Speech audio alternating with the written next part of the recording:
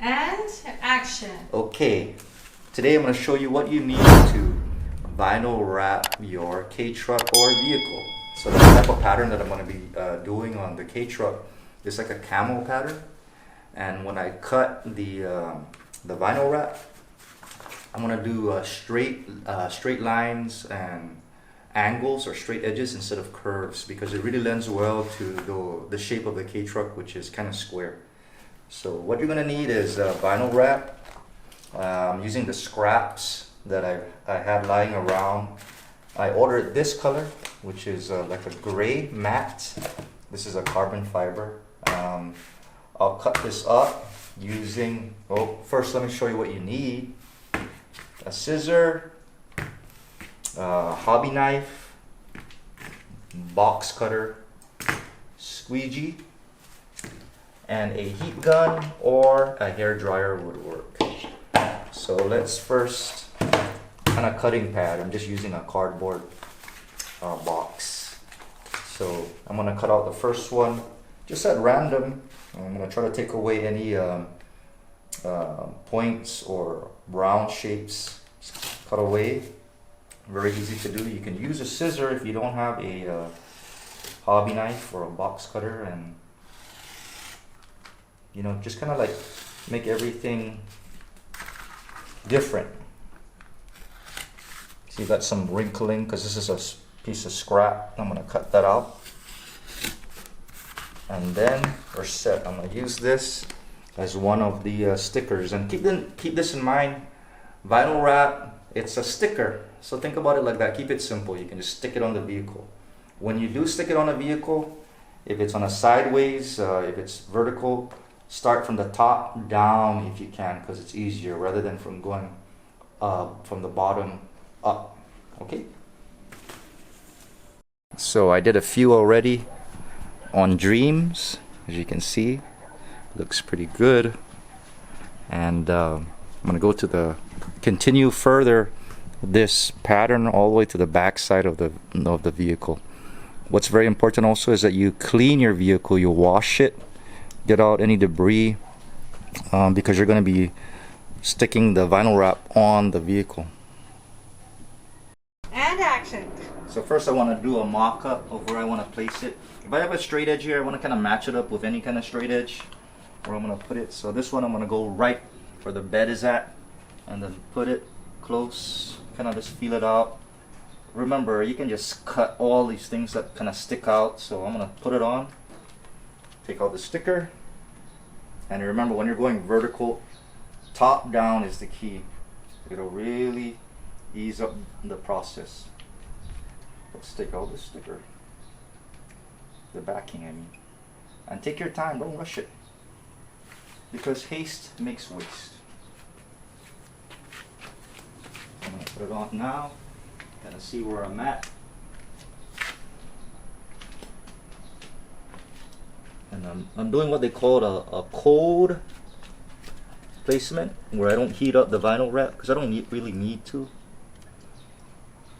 Use my finger to kind of like just let it hang down and fall naturally,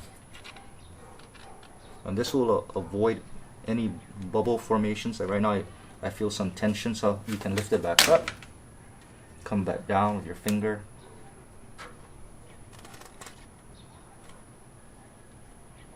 Just let it fall.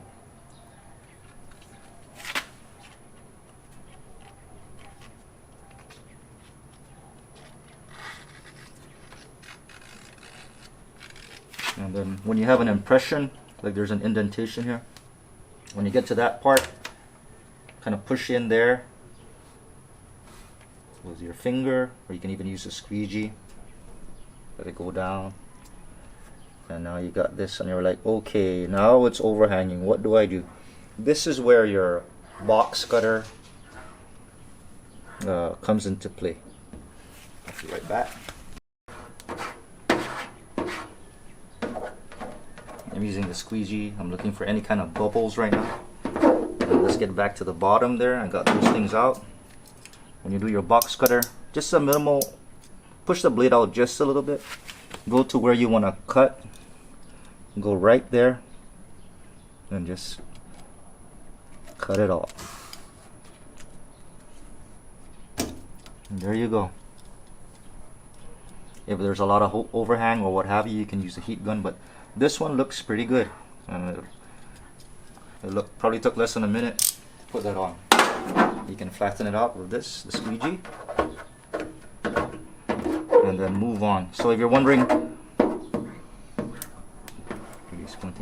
if you come to a bump, like there's a little bubble here, I don't know if you can see in the camera, use your finger, press down. The warmth of your finger will help displace that bubble, and push. It's already disappearing. You can push to the edge, kind of move it around. There you go. We got it out. There you go. So use the gray or a contrasting color, in this case would be gray, to kind of like accent a little bit, like over here. See how I cut this up? I just put it around, and you know, it's kind of, it really is a random thing. Mess around with the shapes and cover your truck. I'll do this whole truck and then I'll show you what it looks like. But you can see already where we're going with what we want to do.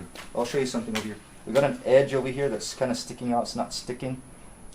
Remember, you can just cut it if it's too far out. So it does go within the line, or you can push it in and then use a heat gun to make it seal up.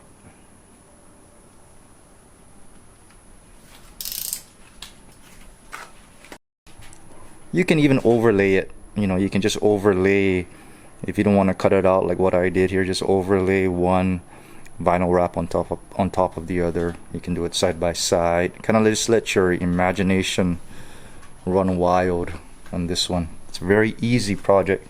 It just takes time in cutting, and if you encounter things like bumps and folding, you know, you can use your fingers sometimes to take it out, or use a squeegee to push it out. So I'm not done with everything here, so I'm gonna come back and use the heat gun also to kind of like even out some imperfections in the wrap. And remember, if you don't like it, you can just pull it out. There it is. Whoa. Put the vinyl wrap on, camo look. I added some blue accents. I ordered 1 foot by 5 foot blue vinyl wrap. I also got red coming. Well, it looks good, huh? Plasti dip the wheels. Look at those LED headlights. Remember to, once you're done, to use a heat gun or a hair dryer to kind of set the adhesive on the vinyl wrap. And if you don't like it, you can always pull the vinyl wrap out and redo it. But I got a tip for you when you're using a textured looking vinyl wrap like this carbon fiber. When it comes to curves and indentation, when it comes to this part, heat it up a little so that it can stretch to mold to this part, otherwise it's gonna bubble up. And I'll show you a part that I didn't do that really good. It bubbled here. So I might have to reset this by removing it and setting it again by heating it up. But the solid color ones, you don't really have to do that. They really stick well and bend in just by rubbing your finger on it, creating some heat, and you'll go into a curve really well and it won't pull back. Right, there it is. Like I said, I'm going to be adding some red to complete this look.